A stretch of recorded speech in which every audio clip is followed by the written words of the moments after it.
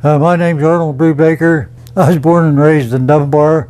Charles T. Thompson. I'm from Munhall, Pennsylvania. Jack Marwood, born in Brookline, moved to Carrick when I was 3 years old. Well, my real name's Delmar Housel. They call me Sonny, and I was raised up in the mountains of Pennsylvania. My name is Don Allen. I grew up in Homewood. My name is Edward Ames. I was brought up in the Hill District of Pittsburgh. My name is John Fiesta. I was born in License Ring number 1. Louis Matthew Kramer, Sr., born in Pittsburgh, PA. John Skosick, but by the time I was a year old, we were living in Continental too. Joseph Paul Siemens, born in Manellan Township. Francis Harvey. I was born in Connellsville, and that's where I grew up. George Tasher, Jr., Heidelberg, Pennsylvania. My name is John Connor. I was born and raised in Homewood. Thomas M. Miller. I was born on Shalata Street, and I grew up on 37th Street. My name is Robert Vertaknik, and I grew up in Rostraver Township. My name's Phil Morrow. I was born in Pittsburgh, but grew up out in Peters Township in McMurray. My name is Ray Haskey. I was born in Rankin. My name is Ron Dusmal. I grew up in Chicago. My name is Victor J. Tomsko. I grew up in West Deer Township, Bedford. My father was a coal miner, my older brother was a coal miner, and it was kind of tough because we had 7 kids in the family. And she wanted the novena for my dad, so he would have a steady job. I remember this about Lawrenceville. A lot of people don't believe me. They had outside toilets. Our backyard, we had the outside toilet. My parents were renting a duplex, which they called company houses. You had 2 rooms down and 2 bedrooms up, no central heat, no electricity, delivered by midwife in the middle of winter. My dad was a coal miner. My father was in the banking business. He drove a truck for the Railway Express Company, delivering downtown Pittsburgh. And sometime when he come home from work, he used to be fit to be tied on a rainy day, you know. My father was a welder, Connellsville Iron Works. My parents got transferred to U.S. Steel in Pittsburgh area. My dad worked at the Carnegie plant. Her father owned a coal yard on Liberty Avenue. Junction Coal. My father was an engineer on the railroad, but he got cancer of the brain when he was 53, and he died of cancer. So my mother had 5 of us to raise, and there was no benefits then, but she did it. You didn't get no relief or anything like that, and it was tough. But she raised us. My twin brother did work at the glass plant in the evenings after school, from like 3 to 11. To help. Dad worked for Westinghouse in East Pittsburgh. My dad worked in the mill as a white-collar worker. He worked on a sawmill, different sawmills and stuff. My father was superintendent of Duquesne Light Company on the meter division. And I used to go with him sometime. He'd go around to different power stations and fix different things. My father, he was, believe it or not, he was a taxi cab driver. And he worked 6 days a week. Had 1 day off on a Tuesday. Because he had a business in East Liberty, what they call a valet business. They blocked hats and shined shoes, and back then guys that wore suits, they didn't have the kind of material they have now. They have this material that if you turned around it was wrinkled. So they needed to look good, so they'd walk in to my dad's store and he would press their suits right as they're waiting. They have little cubby holes that they sat them down, they took their pants off and their coats off, and they'd press them and they'd look like they're brand new, when they got out of there. So Homewood was a working class neighborhood, Irish, Italian. Also had a central business district. People were just able to walk to the store, and a wonderful growing up experience. I really enjoyed being raised in Homewood. East Liberty at one time was by itself. You could have existed without ever going downtown. They had everything there. They had about 9 theaters in a 2-block area. I'm not exaggerating that when I say that. And one of the theaters was the Enright Theater, where a lot of movie stars that came out, like Gene Kelly and a guy by the name of Powell, Dick Powell, that came out of East Liberty and ended up in Hollywood. We had the school picnic. I was in the bugle and drum corps, and I was blowing a bugle, and the other guys were beating the drum. Down Butler Street, all the way up, and they had the streetcars lined up, and they would load us in the streetcars and take us up to Westview Park. Everybody took the streetcar in those days, and we'd all jump in. My mother and dad, we'd all get dressed up, you know. In those days, everybody would wear like a suit and tie to go to town. Well, from Heidelberg, I'd take a streetcar, and then to Pittsburgh, I'd take a streetcar. I went to Conley Trade School. Well, from here we would walk to Mount Oliver. Mount Oliver, we'd get the streetcar to town, and then transfer to a streetcar and go up the hill. 50 cents a week for the streetcar pass. The streetcars, we used to run behind the streetcar and jump on the back. And the streetcars went all over the place. We went across the 62nd Street Bridge, and it was a clickety-clank wooden bridge. I went to Central Catholic High School. How did you get there? A streetcar. It was an old orange type streetcar. Mm-hmm. I had a pass. The pass was 50 cents a week. So some of the kids, they were passed out the window. The other kids didn't buy a pass. We used to jump on a train because it was slowed down on a grade, you know, and we'd jump on it and go to Russellton and jump off. Went to the movie, 10-cent movies, Roy Rogers and Dale Evans, and we played mush ball. We'd had tape balls. They wrapped a lot of tape around them, and we'd play with it till it was broke apart, you know. Played basketball for 4 years for the high school. But then also during that time, we had a lot of sandlot. At that time, sandlot football was bigger than high school football. But I'll tell you, the Post-Gazette at nighttime after Sunday's games would actually be this long with scores of all the sandlot teams playing. And I enjoyed sandlot ball because there was no regulations, and you could do almost anything you want and get away with it. I had a wandering in me, and my brother's the same way.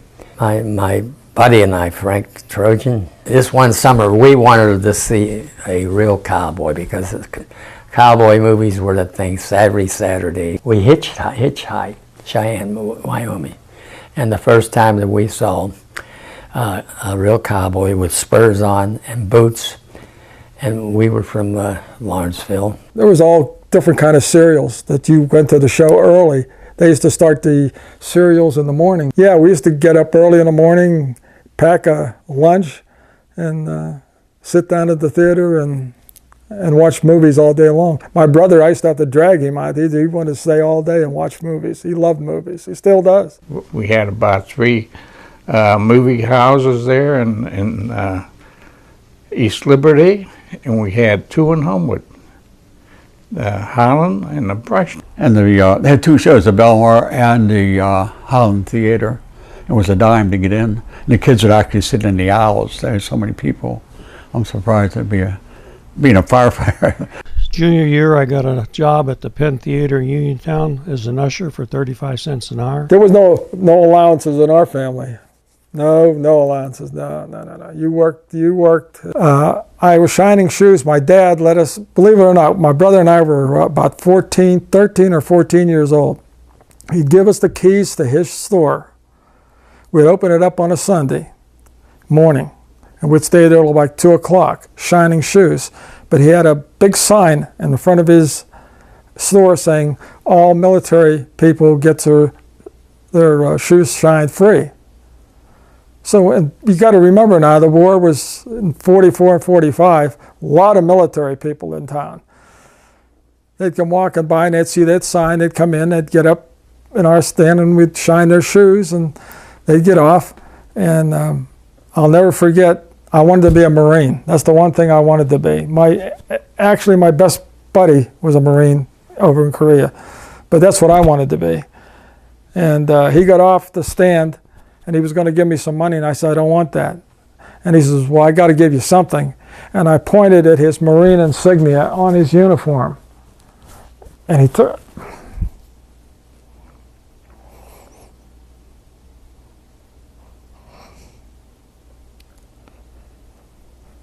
He took it off his uniform and he gave it to me. I still have it.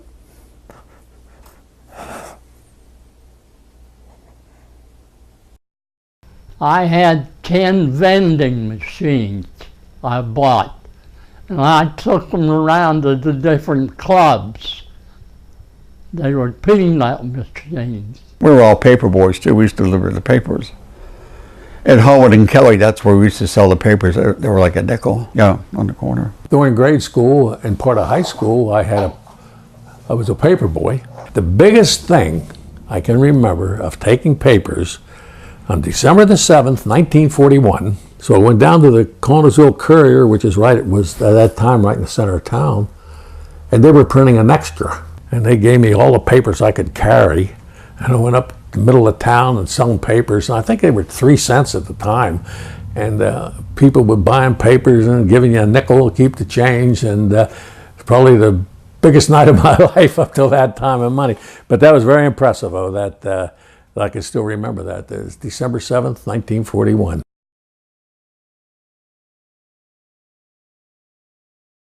Me and a couple buddies said, let's go in the Army. I enlisted.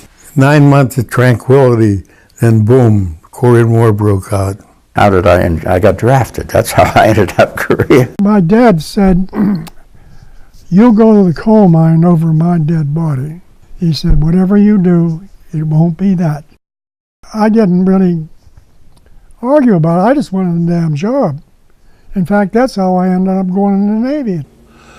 I went to high school in South Shore High School for the first 2 years, and then I enlisted in the Merchant Marine, and we started traveling on ships carrying munitions and tanks and aircraft and all kinds of heavy munitions, bombs and stuff across over to England in preparation for the Normandy invasion. And then I came home after the Japanese surrendered, and I went back, finished high school, and I got drafted in December of '50.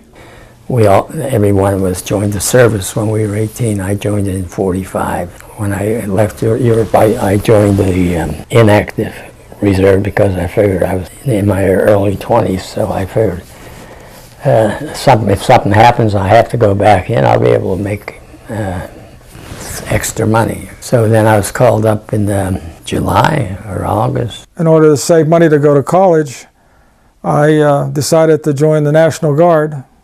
Was there for 2 years, and then the Korean War broke out. We got called up by the government. I really wanted to go to Korea. I joined the Marine Corps to go to Korea and fight. And this was before the Korean War started. I would look into joining the Army. June, end of June, I think it was, 50, the Korean War started, so I enlisted in the Army and took my oath July the 12th in Pittsburgh. I was drafted in 1951. About 20 when I got drafted in December 50. Yes, I was drafted. I was in the second draft, and that was probably in, I think around September, something like that, in 1950. Well, they couldn't draft you until you were 20 years old when the Korean War was going on. So I was 20 years old in 3 weeks when I went in the service. Yes, I was drafted into the service, 1950. And I didn't even know there was a war going on. In 1952, I got a letter from the government saying I was drafted. I volunteered. I got out of high school in June of 49. I was in the Air Force in July of 49. I graduated in 1948, and right out of high school, I joined the Navy. Went to Parris Island, went through boot camp at Parris Island. And I went to Camp Breckenridge, Kentucky for basic training. I went to Fort Knox. I was trained in tanks at Fort Knox. We was shipped to Camp Atterbury, Indiana, and that's where I took my basic training. I went to Indian Town Gap for my training, 16 weeks as an infantryman, MOS 1745. Was Fort Belvoir, Virginia, right outside of Washington, D.C. When I got drafted. Well, yeah, first time I ever been out of the mountains, and did AIT out of Fort Lewis, Washington. Basic training was supposed to be 12 weeks, And because of the Korean War and they needed men in Korea badly, they accelerated the training, and I ended up taking, I think, an 8-week infantry basic training course. And my order said Korea, Far East Command. And at the age of 17, I caught a bus from Uniontown to Pittsburgh to the train station, traveling by myself in Class A uniform in the wintertime. And I went all the way across the United States on the train. First long train ride I ever had. Across the country, my first train ride. So I decided, well, we'll take the easy way out. Thought I'd become a ranger. And I volunteered for the Rangers. And to make a long story short, I was one of the ones called up. That was the 187th Regimental Combat Team, and I was in the 4th Ranger Company. After basic training, I was admitted into the Combat Leadership Infantry School. The purpose of the school was to train non-commissioned officers how to lead patrols once they got to Korea. It was a 3-month boot camp, and then I went to electrician school up there. They assigned me to USS Sicily. It was an escort aircraft carrier. And they put me in the medical corps. If I had ever gotten called back again into the service, that's where I'd go, because I was saving lives instead of taking lives. I was sent to radio operator school, learning direction finding. Combat engineers. So that's how the engineers come to be in the photography thing, aerial photography. Radio school, secrecy work. And I got a paper there that said I was transferring to USS New Jersey, Com 7th Fleet. Those messages, no matter where they went, you had to be coded. And pretty soon we're hearing rumors about a war in Korea. Everybody was all excited and worried, you know. But we went to Korea. Took us 12 days on a boat. We thought it was a big joke at first, but then we hit a storm. They gave us life jackets and everything. And the ship's going back and forth, up and down, sideways. Guys were throwing up all over the deck. And we went out through the Sound, Puget Sound, and the ship is just hitting them little riffles. The guys are saying, oh, this ain't nothing. I'm not going to get seasick. And after a couple days out, we were in a storm. And everybody was hanging over the rails. When we hit rough water, it was at nighttime, and them screws jumped out of the water. I thought we got torpedoed. That shook that whole ship, you know. We all got seasick going over. We hit storms. I think it's about 15 to 17 days there. I mean, we all got seasick. We shipped out to Korea. We landed at Incheon. Got off the ship and got on landing barge. To get from the boat to the landing craft, there's those big rope ladders. The big thing that don't look up was the warning, because look up, something was coming down. Somebody's helmet, somebody's rifle, you know, you get on that rope, get over the side, you're coming down, and the boat's going this way, the rope ladder's going that way, and the landing craft's going that way. But we all made it and got in there and huddled down, and they rowed us in and dropped us off, and that was it. Yeah, but that I'll never forget that. Landed in Incheon. Got us on the shore with landing craft, put us on a train. And when I got on that train, I said, what am I into? The train was just loaded with bullet holes all over. And that's a way to be greeted in arriving in Korea. When you hit Incheon, they put you on an old wooden Korean train, wooden cars, no windows. Got a troop train, and it was really antique. We had to sleep on the floors. There's no beds or nothing. If you had to go to the bathroom, you had to go out between the cars and go. But anyhow, and boy, you could hear the machine guns and the thing. We know he's getting in the combat area. But what was really scary, when we got there at the foot of that mountain, here coming a Jeep down with 2 dead GIs strapped on the Jeep. They were killed. You know, that was sort of scary to. First shot that would go by my ear or come closer, I see it hitting at my feet. My knees would, the skin up here would go up and down. but only about a minute. It doesn't bother you then. You know, what can you do? You got to take your chances. After a while, a calm comes over. If you're not scared, you're not telling the truth. Anybody's been in combat, you have to be scared a little bit. A lot of times I'd be in combat and going there, I'd say, boy, I wonder if I'm ever going to get back home and see my parents or my friends again. You know, if a soldier tells you he's not afraid, he's lying to you, because every soldier's, you're scared, you know. And we got on ships and went to Busan. It was a really bad deal. In fact, my first weekend in Busan, they put us on 6x trucks with big bags. I didn't know what the hell they're doing with us. We had big rubber bags. They took us out into the fields and we're picking up dead GIs, all bayoneted in their sleeping bags. Hundreds of them. I thought, oh my God. Oh yeah, I've been shot at. I've shot back. So my first night in Korea was in January of '52, and we were in this bunker. I heard a lot of commotion outside the bunker. One of the North Koreans snuck through the lines and had a hand grenade he was going to drop in on top of us. But soldiers from the bunker down, they saw him and they shot him, they killed him. First couple of days we took some casualties, and they had a couple of roadblocks in there, and we blew them up and went forward. And the guys were all antsy. You know how it would be if you're in a strange country and somebody's shooting at you. That was my first taste of combat, and 3 guys got killed. They were all my buddies. And that's why I ended up at the 45th Division up on the front line. They gave me a pair of pliers. They said, we're going to make you calmer, man. So after the first night I was there, holy hell broke loose there. I'm laying in my bunk, holy hell. I said, oh Christ, look at this. Alan, go out there and lay this line to the bunkers. They blew them up.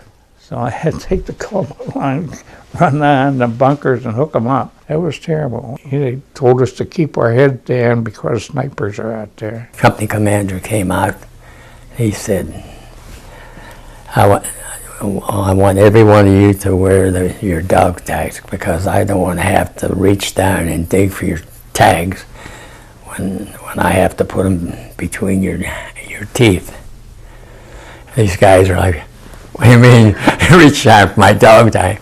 So he said the way it was. And we departed San Diego on July 4th, 1950. That's when we picked up a squadron, VMF 214. It was a Marine squadron, the Corsair. And our first day in action was August the 4th. And they would call in to the squadron leader and say, well, we need help here. And they would go in and strafe. It was called close ground air support. And one of the biggest things they used was napalm. In fact, they operated 24 hours a day back then. I mean, they even did night flights. It was just constant. If they're going to bomb, usually 2 or 3 days they'd be there bombing, shooting these 16 cells. Sometimes even other ones, if they were in close enough. Well, you think it might turn over, because they're always broadsides. It really does takes a hell of a kick.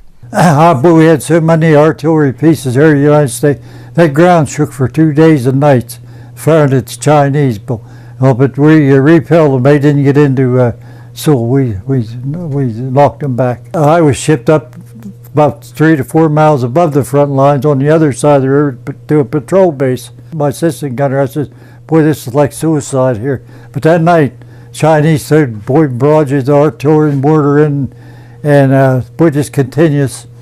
And then they come in waves.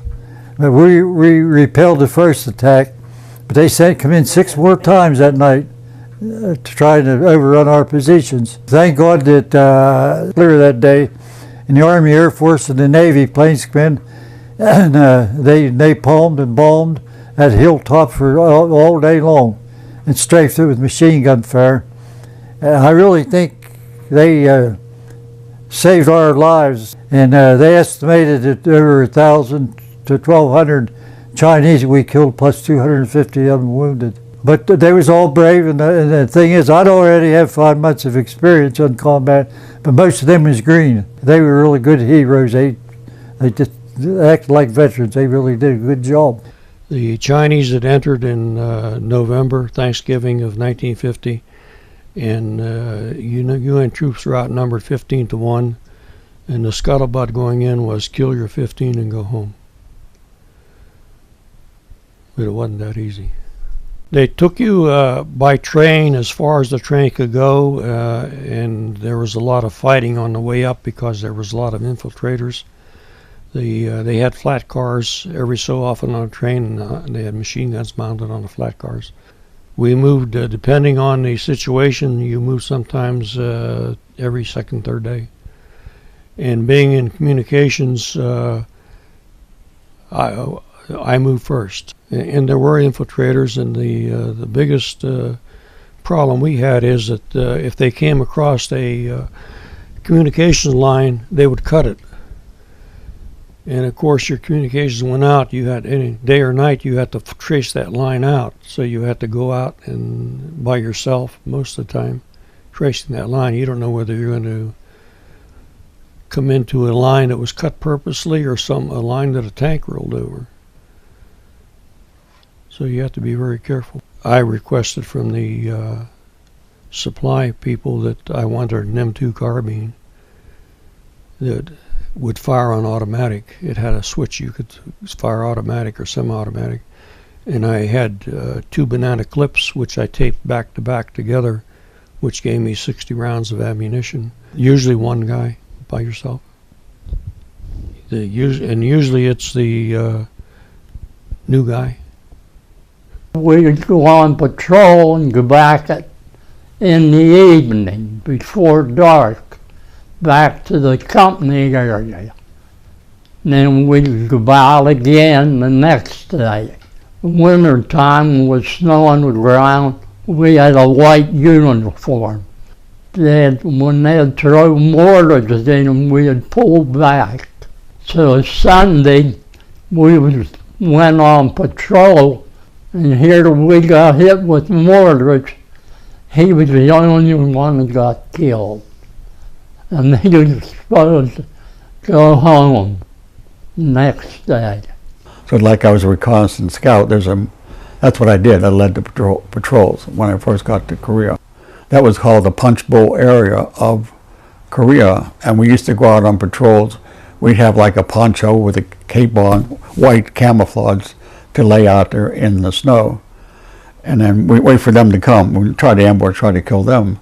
We did that for a couple months, then we were moved over to a place called Kumwa, Korea. And one night in June, I was leading a patrol, and we got ambushed, and it lasted, seemed like an eternity, but the North Koreans had what they call was a burp gun. It was very fast. It was like a submachine gun, faster than ours. But we regrouped. We found we were missing one soldier. So myself, lieutenant, and 2 other guys went out, and we recovered the body. But here it turned out the boy was from Kentucky. He was only 17 years old. He should have been graduating from high school. So we were in the Kumwon Valley for a couple of months, and we got called back to reserves. But on October 16th, 1952, the South Koreans lost the hill to the North Koreans. The hill was called Triangle Hill. And the 7th Division, the 32nd Regiment, where I belong, was a platoon sergeant. We were called to take the hill back off the North Koreans. We were walking across this field, looked like Heinz Field, a football field. We got halfway across, and the Chinese opened up with their artillery and mortar fire. And my company commander was a West Point graduate. He was to my right. And the round came in, picked him up, flipped him, and killed him. I called for the medics. He said he's dead. We get to the base of the hill, and we got ordered to fix bayonets. We had to put bayonets on the end of our rifles. So I said to myself, I'm going up this hill. Either someone's going to kill me, or I got to kill them. But our artillery fire was very superior compared to them. So when we got to the top of the hill, there were a lot of dead North Koreans, and there were a couple of them left. So we ended up in their trenches. So we dug in for the night. So I remember today, it was a Saturday morning. A guy was standing next to me, shoulder to shoulder. I heard the sound, ping. He was shot right between the eyes. and blood poured down his face. And another soldier to me, I was like the platoon sergeant, he said to me he was going to shoot himself. I said, just hang there for a while, we'll get out of this, we'll be okay. So the battle lasted for about 10 days. About the third day of the battle, I got wounded. I felt this real sharp pain went through my field jacket, cut a big hole in it. And I got a direct order to go to the aid station. I refused to go. I stayed until all of the guys in my platoon were relieved. And then I went back to the aid station. I like to say, when they throw that artillery and mortar and the airplanes, the Air Force to strike them hills, you wonder how anything would live. I mean, and napalm, yeah, but boy, you try to take that hill, boy, they were dug in. Anyhow, when you went, after you contact the enemy, you would withdraw right away. And when you did, that enemy knew that they threw artillery and mortars in on you. Patrol, that is a bad thing. It's hard. I was an infantryman. I started with an M1, and then I went to a carbine. I have three Bronze Stars and a Silver Star. One time, this happened in May along the Injim River, and they were great for creating ambushes that let you go in and then in the right place, and cut you off in the front, cut you off in the back. They were doing that, every chance they could. And there was a steep bank, and they were up on this mountain shooting down, and they got us right in this area, and they did it. They were picking us off. There was no cover you could grab. And what happened? The observer, he was hit. I don't know if he was dead or what. I was afraid my buddies were going to think I was running out on them. I started zigzagging left, right, and the shots, the rounds that shoot at me, then they had tracers, and I could see some of them coming at me, and I just left, right, and they never touched me.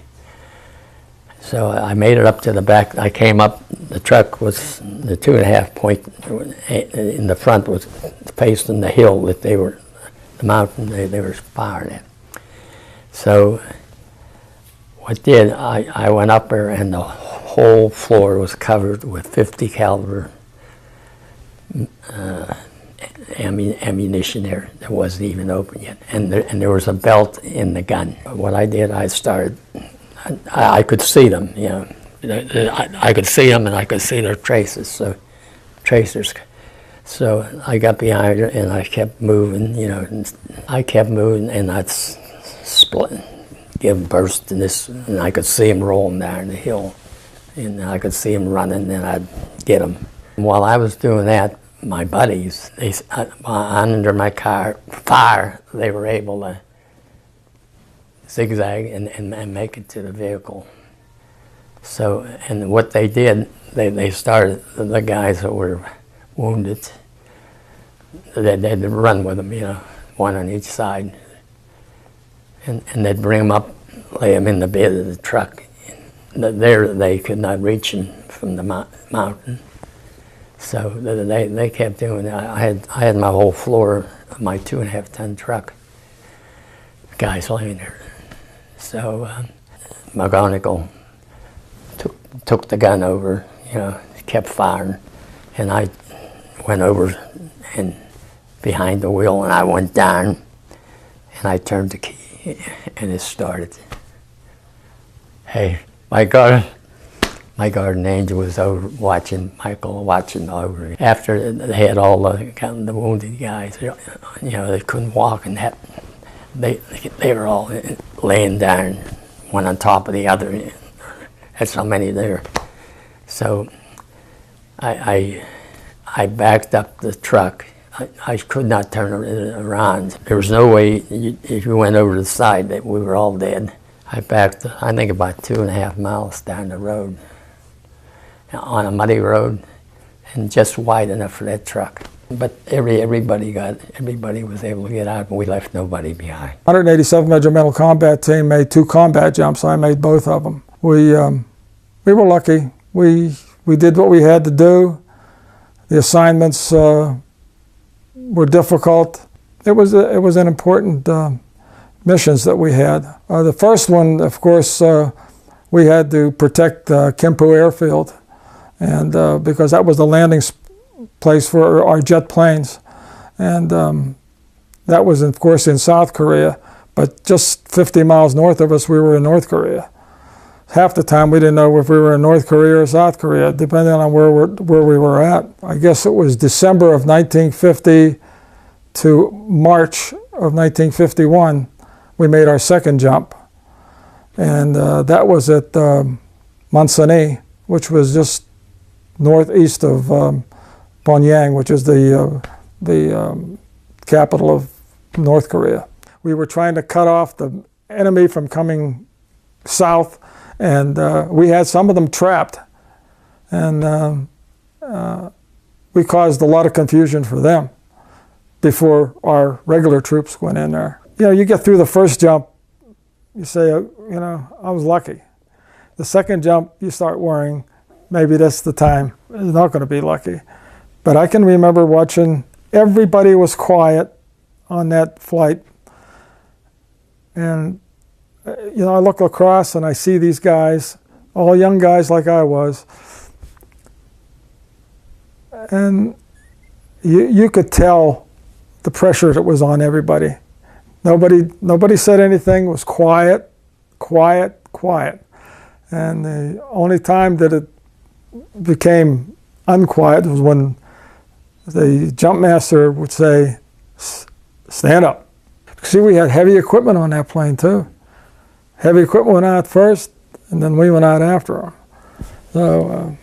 So, you have to imagine that they're dumping howitzers and jeeps and all kind of equipment that when they hit the ground, you know, the parachutes opened, but I guess they were just learning how hard those things would land, and it was some of these things would land and just disintegrate, being hit off the ground, howitzers especially. We had the 101st Airborne there at that time. A lot of people don't realize how many good groups were over there at that time.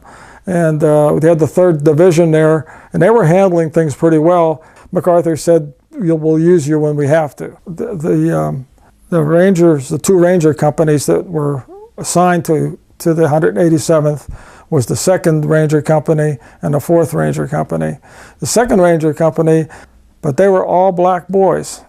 They were the only black Ranger Company ever formed. And they were good fighters, really good fighters. Yeah, we jumped in the second jump was all the Ranger companies. As I can recall, it was about 3,600 guys in that one jump. It was a massive jump.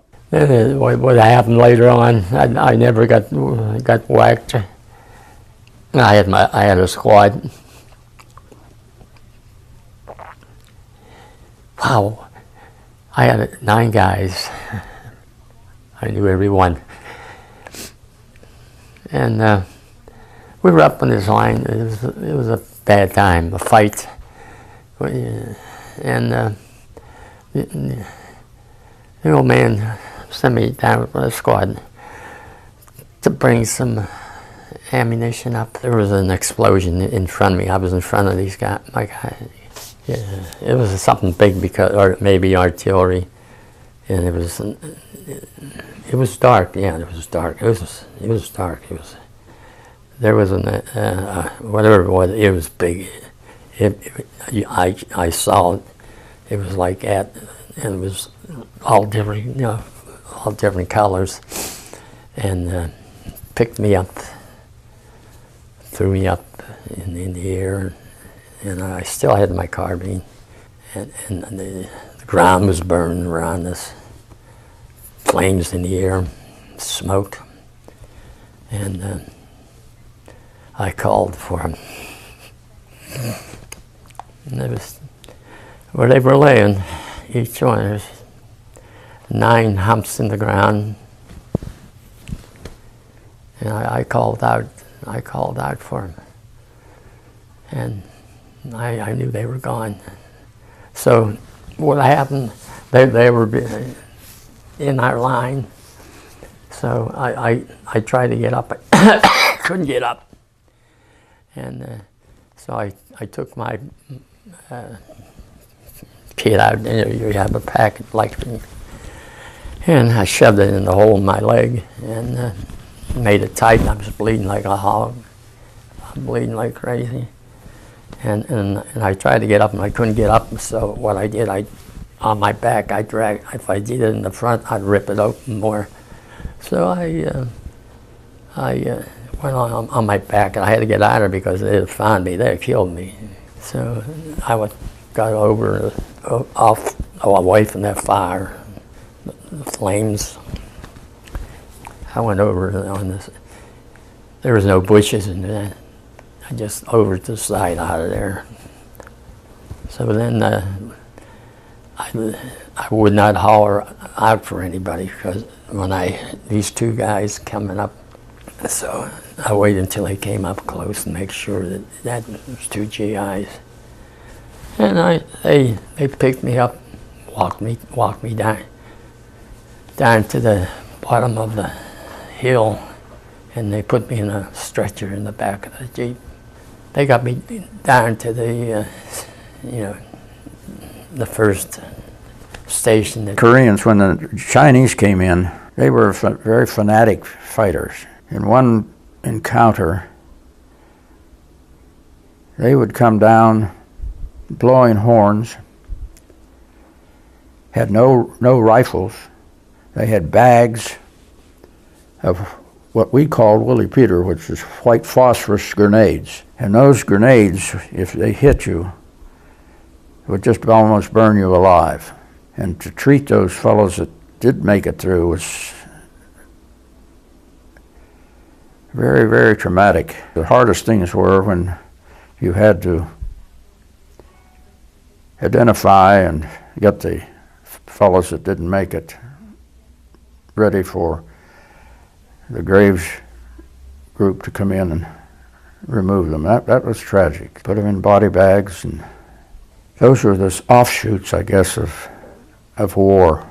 Some just couldn't handle it. And one of the things sitting here talking about these things, bringing back a lot of memories that you sort of put to the back of your mind and sort of forget about. But the North Koreans and the Chinese were fanatic people.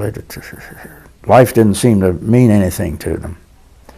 And they would do some very, very horrendous things. There were 25 tanks in our company, and that's what I got assigned to, a tank. I was a gunner on a tank for a while, and we lost a couple people, and I ended up a tank commander for the rest of the war.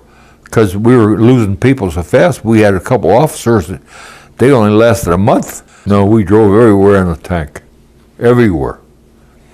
And they were pretty good. They'd go about 30 miles an hour. But we had the older tanks because the new 46s, they couldn't ride on the roads, on the mountains, because the roads were so damn narrow, and we rode all over in the Shermans, but they had heavy guns on them. But it was exciting, and I was too damn young to realize I was in... A funny story, I sent a picture home, and a neighbor friend of mine that I went to school with came to visit my mother. He said, "Oh, you got a 45 on the side." She said, "What do you mean a 45? She said, "That thing on his belt, that's a 45 pistol."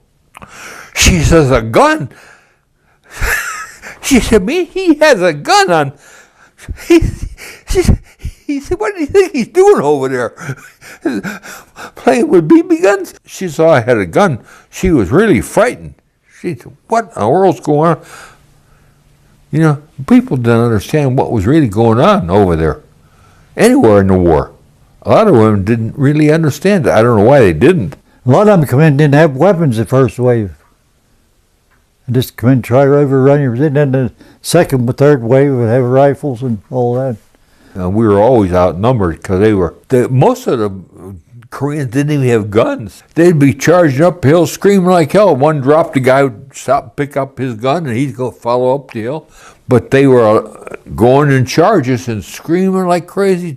And a lot of times it was at night. All of a sudden it was like a human wave. And to this day, I don't know what happened. The Chinese, they keep coming and coming and coming. And I still got a dent in my forehead here where somebody hit me with a club or something. the Chinese, they all didn't have weapons. Maybe the first 2 waves had weapons, and the third wave didn't have any. They would pick up the weapons of the guys in the first couple waves that got killed, or some of them just had clubs.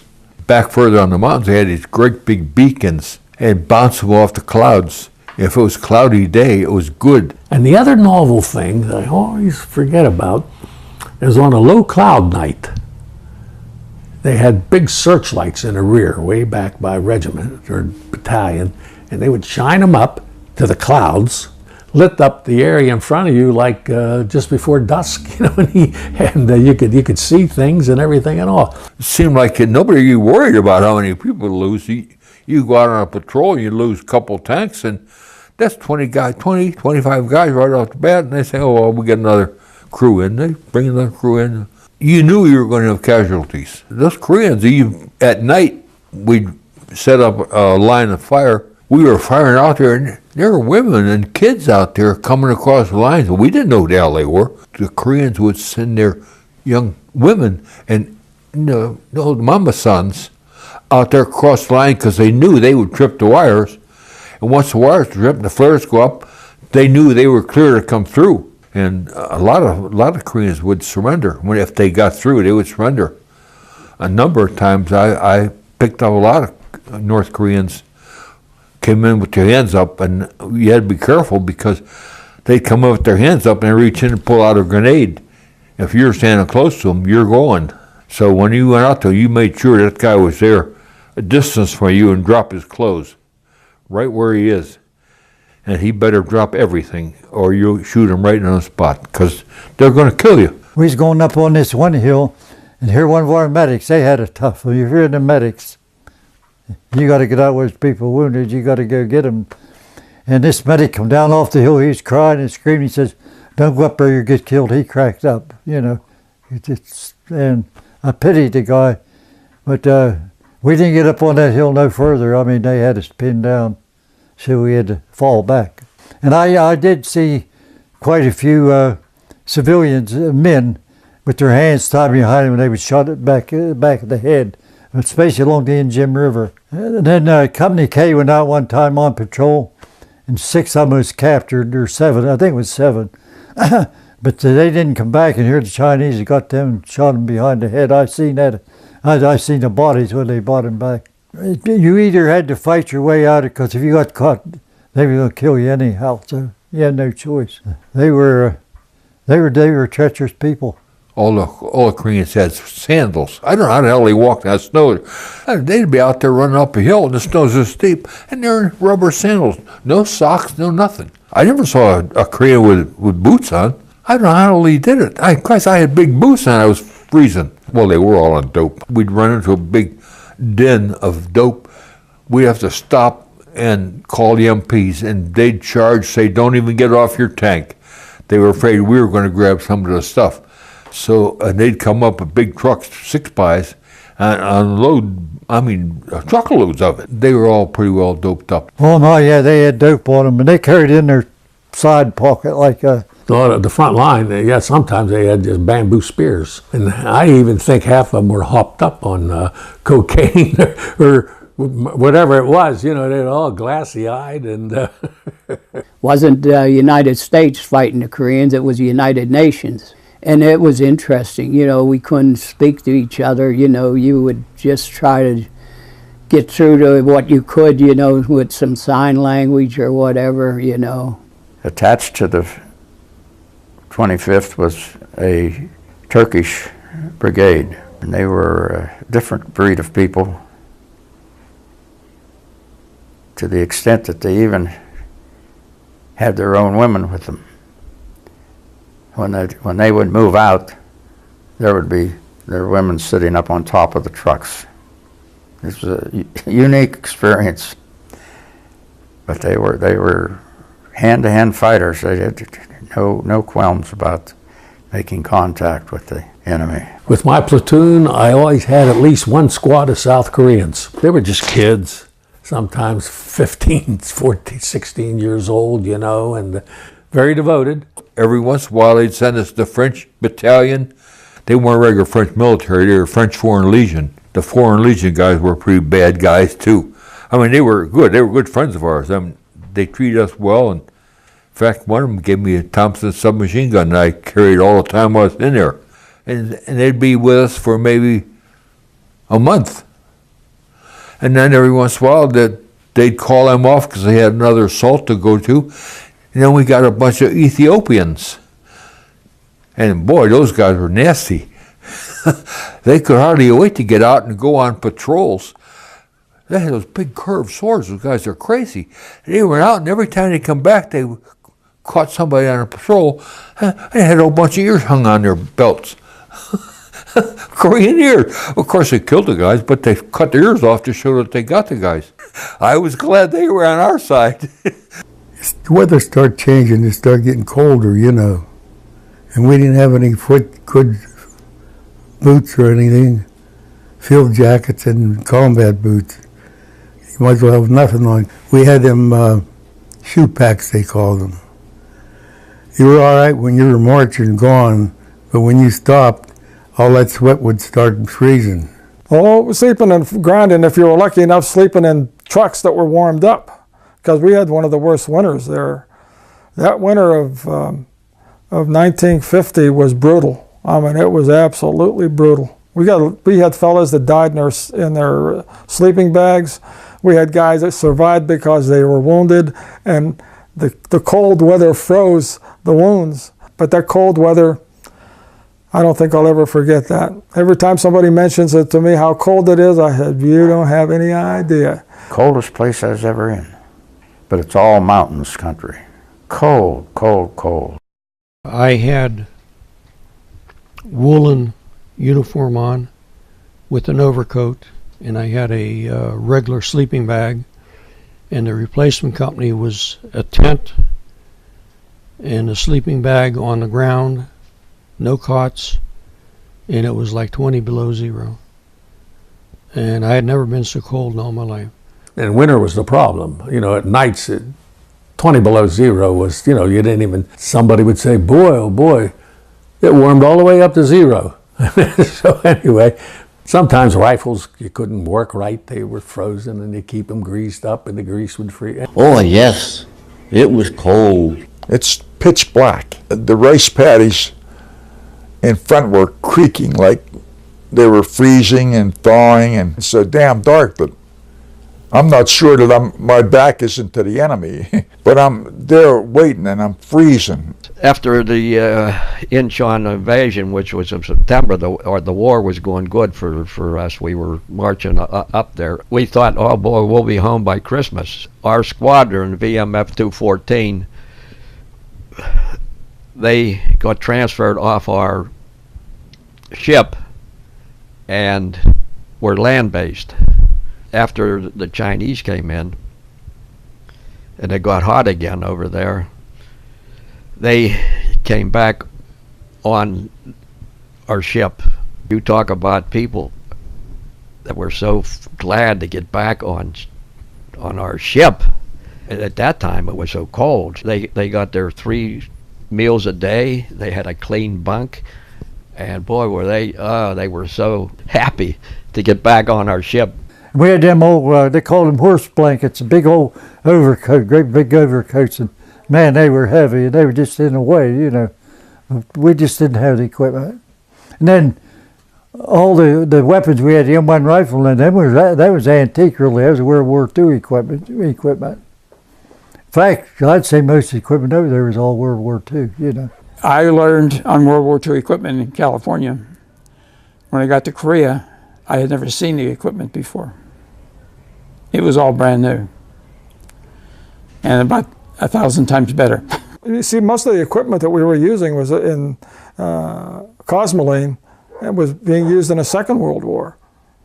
And we were using their stuff. We were using the stuff that they were using in the Second World War. There was hardly anything that wasn't. The sea rations they gave us in '68 was manufactured in the 40s, packed in the 40s. Every now and then there'd be a couple of Chinese, North Koreans to surrender, you know. We used to drop these safe conduct passes down on their side. They would drop them on our side. One day, I think I have a propaganda, I woke up one day, we had barbed wire in front of our, like from here to there. Woke up one day on the barbed wire, all these propaganda leaflets, go home. Americans go home. They snuck up for the night and put the bulb. Went to take this one hill. They had a lot of pamphlets, propaganda. Now, I don't know how they got these soldiers' names. I don't know. But the list of them's on this. There's pamphlets about that big, about 5 or 6 pages, trying to tell you, get back to the United States. You're not wanted here, and all that. And you're missing your parents. All that propaganda.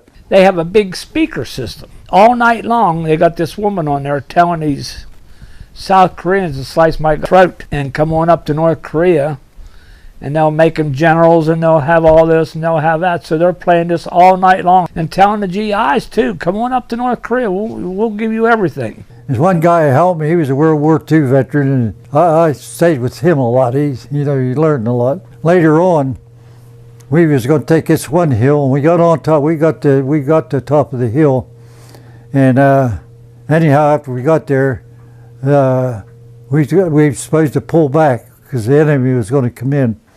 But this sergeant, he was the last one off the hill, and here our tanks opened up. They thought there was a Chinese coming. They blew him to smithereens, and he was supposed to come back to the States to rotate the next day. We got hit hard, the 1st Cav Division. Friendly fire, we had troops killed. In fact, one time we went to go take this hill, and here a couple planes come over, our planes. They started strafing. They hurry up and called in. We had panels out. It was the 1st Cav Division. But that's a mistake. We could have got killed, but it was just a mistake. You had an officer from Officers Candidate School, and he was real cocky. We was going on this hilltop to throw a roadblock that night because they figured the Chinese might break through. But he got lost going up, and the Greeks opened up on us. And the good thing that we radioed in, and no one got hurt. And you had to cover your own flank. We had Koreans behind us, and we're firing at guys in front, and we don't even know if we didn't shoot our own people. It was a mess. Chinese are just overwhelm us, because they would come in just thousands at a time, and you just stay up there till the guns got so damn hot, the barrels would freeze up from firing so hot. They'd get so hot that they'd jam up, and that happened a lot of times. We got overrun. No, you shoot at each other. The tanks, we'd talk to each other and say, button up. We'd all button up, and we'd turn our turrets around, and we'd fire at our own tanks to get the Chinese off you.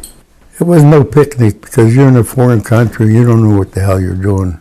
We were on this patrol, so we're going across this rice paddy. Bang, bang, bang, bang, bang. They start shooting at us like mad. So a couple of guys got hit, and we're going up along like a dike there, and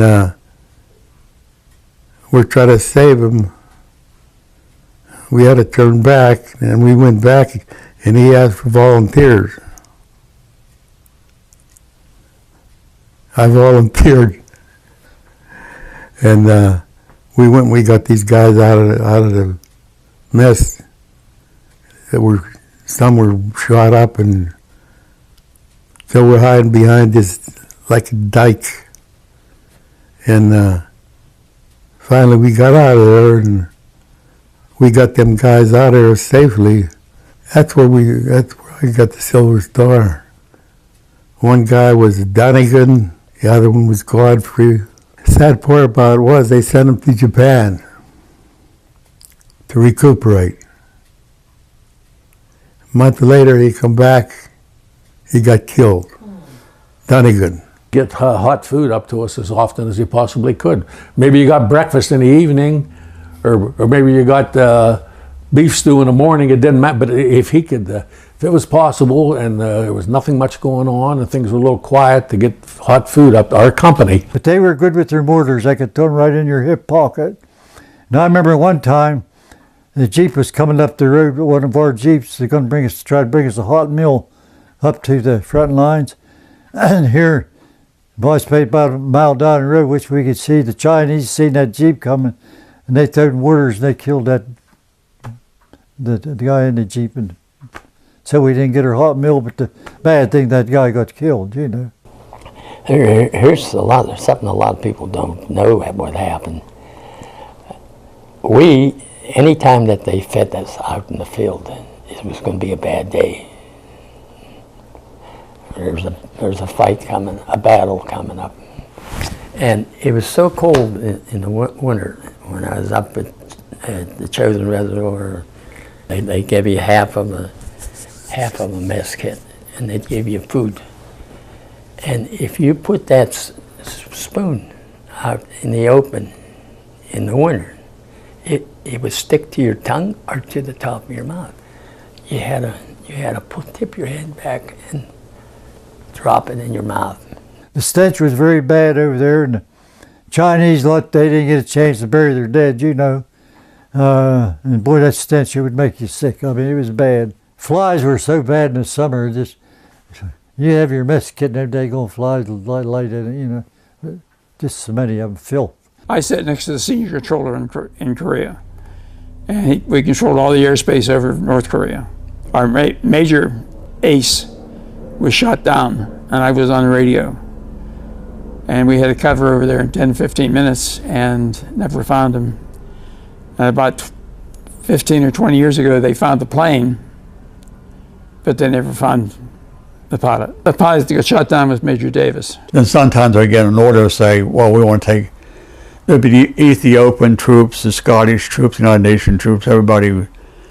Sometimes they would get assigned to take this hill 579 off of the, try to capture the hills, you know. Lots of times nothing happened, and all of a sudden everything would break loose, you know. One time I came across a dead North Korean. It looked like a young boy there, and I had no feeling towards him. I never thought I'd get that way. Just somebody just didn't mean anything to me. I never thought I cared a little bit, but you can't be. After a while, it gets. Do you hear about Joe Ryan? He got killed. Yeah, too bad. But that's the way. That's the fact of life. That's the way it was. But they're running down off the ridge line from Vegas, and it's like the shooting gallery in Kennywood. Like you're hitting stick figures and they're rolling, and there's no connection between them and human beings. I went to the 90th Field Artillery Battalion, 25th Infantry Division. It was a 155 howitzer. The 90th was at a place called Munsoni, across the Imjim River. We were firing one night on these mountains called Nevada Mountains, and they were all called Reno, Carson, and Vegas. It was on Vegas, several other of the hills, each one had a name. And I'm training recruits down Missouri, Fort Leonard Wood. And that's what I did when my enlistment ran out. I said, what are you talking about? I said, I'm supposed to be getting discharged. You're not getting discharged now, you got a Truman year. I signed up for 3 years, but during the Korean War, Truman gave us another extra year. No, you're extended for one more year. It wasn't. You didn't say, oh, I'm going to do that. No. When I was supposed to get out in 2 years, I was in on a 2-year enlistment and a 5-year reserve, active reserve. President Truman added 9 months to everyone's enlistment. You've probably seen where Bob Hope and them had them USO shows over there. For he was on the front lines, you didn't get to see him. I never got to see one. Maybe if he's back in the rear job, you know, but we never got to see him. I had 9 months straight on the front lines, and I had 27 points. It was good to get mail over there, you know, if you got a letter from home or something. So that helped your spirits a lot. We'd been there about 6 months, and he was going to marry this girl, and he got a deer jawing for him. Boy, he about cracked up. We also took care of Korean civilians. Went to Seoul several times, and it was hard to believe the devastation. So I decided I would buy candy for the kids. Nobody told me you had to cut the candy bar in half so that they could have it. If it was covered, they had to take it home to their parents. And then they'd sell it and get money for it. The Koreans knew we was going to move out before we did. How, I don't know. They'd be here to pick the garbage up. You know, they was starving. My C rations, I give a lot of them to, when I was back off the front lines, I give a lot of them to the South Koreans, you know. They had little round chocolate bars, hard as a rock, and little biscuits. And now, we had Quonset huts that you lived in, you understand? But you get out in the village, They had nothing. I mean, I didn't have nothing when I was raised, but them people didn't have nothing. Brought some food for the 2 kids, and then I went back, and then my buddies and I got a hold of some sweaters, and I often wonder today, you know, if those two kids have made it.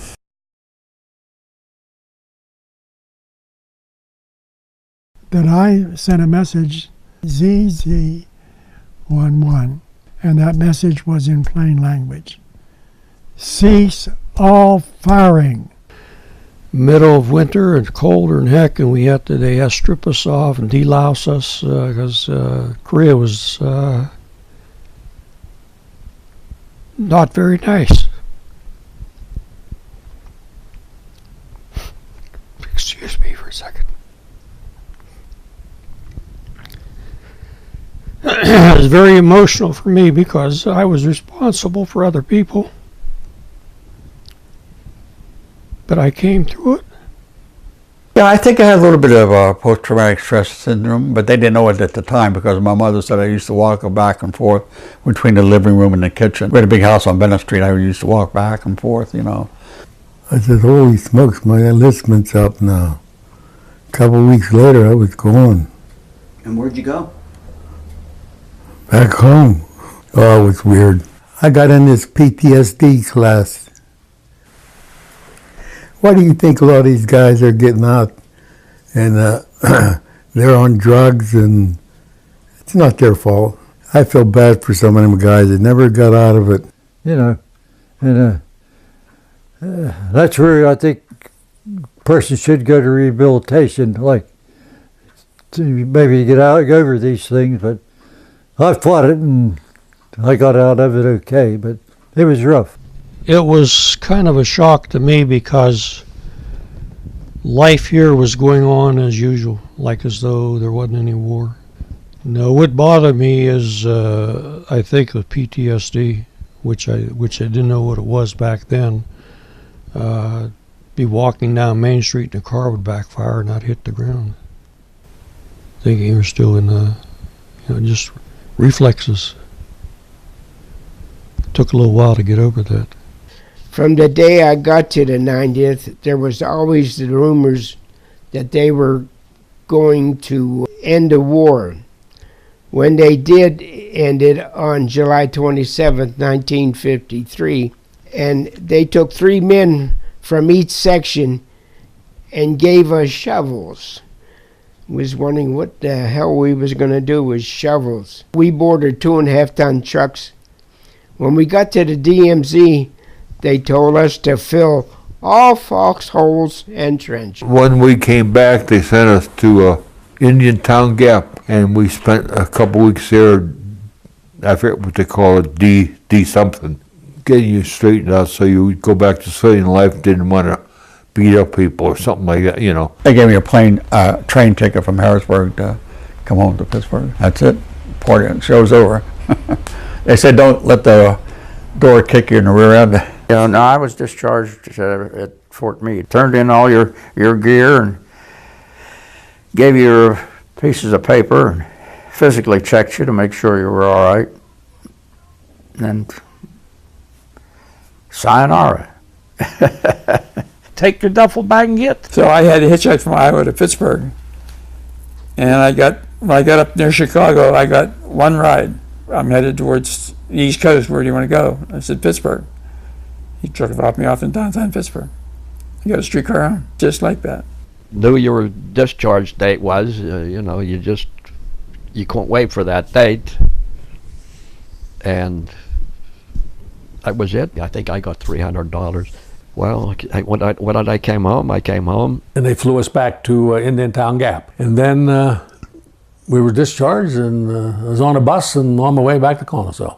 My uncle was waiting for me at New Stanton on the turnpike, and I got off, and the bus wasn't a stop there, but I told him, and the bus driver let me off, and I went down over the hill in the grass and drove back to Conestoga. And that was it. At that time, there was not actually discharge. It's a dismissal from active service. Yeah, they didn't give me transportation or anything else. In the 1954, around August, they shipped me back home, got off the boat, and my God, we weren't welcome home at all. And no band, no nothing. So when we got out of service, they told us to keep our mouths shut. But boy, it's hard to adjust to civilian life when you get out. It's all the way around, it's a big adjustment. And one thing I'll say, same way as the Vietnam veterans crew, a lot of people didn't look up to us like you committed a crime or something, like you wasn't wanted. And after we was home a while, my best friend, so we got together, friends again, like we never separated and all and everything. And one night, the debate, he says, "Do you think you're still in the Army?" I said, "Not really. Why?" He says, "All you're doing is giving orders to everybody." I said, "Really?" He said, "Yeah." He says, "Cut it out. People are getting upset." I said, "Thank you for telling me." So then I realized that I had to change my ways a little bit. So I did, and things worked out fine. People wanted to know where I was. They didn't see me for a year. And they didn't know where I was. And I told them, I said, I just got back from Korea. And half of them said they didn't even know what Korea was. I had a guy at one of the grocery stores that asked me if I was a veteran, and I told him yes, and he said, Second World War. And I said, no, Korean War. He said, what's that? Had no idea. People have no idea what those guys went through, have no idea what that war was about. It was difficult, it really was. I really don't like to talk about a lot of that stuff, I'll tell you the truth. Uncomfortable, yeah, and then some of the guys that died that I didn't get to see after I got back home. And when you got home from the Korean War, when it was just like nobody knew what the heck what was going on. Korea, oh, where were you in Korea? Well, where's that? What? And Ed Stevens, our finder, he put an article out in the paper calling all Korean War veterans to get in touch with him. And we started out about 12 guys. They grew and grew and grew. And like I said, at our peak, we were over 700 members. One of the purposes was to let people know, hey, there was a Korean War. It was and at that time, Truman said it was a police action. It was never declared a war. And he got the message out, yes, it was a war. It was a brutal war. Ed Stevens, he always had in his mind to build a Korean monument, a memorial in Pittsburgh. It took us 9 years to raise funds. 21 months, and we got out. Fort Knox, Kentucky. That's where they left us to go. That was enough. Never knew what was going to happen. Well, I come home, and then I went to work with Railway Express Agency. And come home, and then I made a life out of truck driving. And I put my civilian's suit on and went out looking for a job. And whenever I come home, I went back to laying brick again. So I got a job in the mill, steel mill, U.S. Steel. I was a barber and beauty supply consultant. And now I'm second vice president of the Korean Veterans of Western Pennsylvania. My wife and I had to write up a plan for GE Capital, and she typed the whole program for GE Leasing Company. And when I come out of that service, I went back on the railroad for about 2 weeks, and they furloughed me. And then that's when I went up to the zoo. Well, I've been at the zoo for 30 years. I've worked in the reptile department. Yeah, I worked in a mine for 9 months. Good thing they shut it down. Yeah, I worked American Bridge Company. I was a riveter for a while, and I worked for the school district. I first came out, my leg was swollen up, and I had trouble walking. So I went down. They gave me, 30 or 40% disability. So I carried that all the time through my jobs. Sometimes I'd stand on one leg, one leg in the jobs I had. Then I joined the 5220 Club. What happened was the state of Pennsylvania passed a law that Korean veterans got $20 a week for 52 weeks. So I joined that. I signed up for that. Oh, yeah, what came back? Yeah, what was I going to do? I thought I was going to go to the VA, try to get a job. What should I do? But I got a job at Westinghouse Research, working as a assistant in the lab, you know. And then I got on the fire department in 1957. But oftentimes after I got out, a couple of times I felt like wanting you back in. You miss the guys you worked with, you know, in combat with. Then I come back and I went back to the Dunbar Sand Corporation. I was a chemist there. America's the best place to live, I think, as far as I'm concerned. One of the Menzie Dairy truck drivers, which I knew very well, came by and he says, "Hey, Ray, what the hell are you doing there? Ain't you got a job?" I says, "No, I don't have one." He said, "Get on this truck. I'm going to go get you a job." He says, "I'm going to get you to be a milkman." Yeah, I became a milkman. I was a knockout driver, retired from the milk and ice cream business. I got out in July and in September, July, August, yeah, I started at J&L. But in those couple of months, I can remember my dad got me a job down parking cars downtown Pittsburgh. So I spent 34 years at J&L. It's been a good ride. Thank God I have a good family. You wonder where the years went, huh? It was a real interesting life. I'll tell you, I wouldn't exchange it for anything in the world. You know, it was a good life. I really enjoyed myself. Been a good life. Tough one, but I would not want to do it again, and I would not want my children my boys to have to go through something like that. Every letter that I wrote to my mother and dad from the first day I was in the Navy until I got home is in his box. 4 years worth of letters. I wrote to my mother faithfully a couple times a week. They're in here by year, by day. So I'm in the process of reading these, and you can't believe what I'm going through to experience my 4 years in the Navy in writing, and what I've wrote to my mother and dad. And you know, this is a treasure. I'm happy. I have nothing to regrets. I had a lot of bad times, a lot of good times. The good I do, the bad. And that's all that matters. We could be buried in Arlington because of the star. I said, no, I don't want to be buried down here. I want to be buried here where I was born. This is where I came from.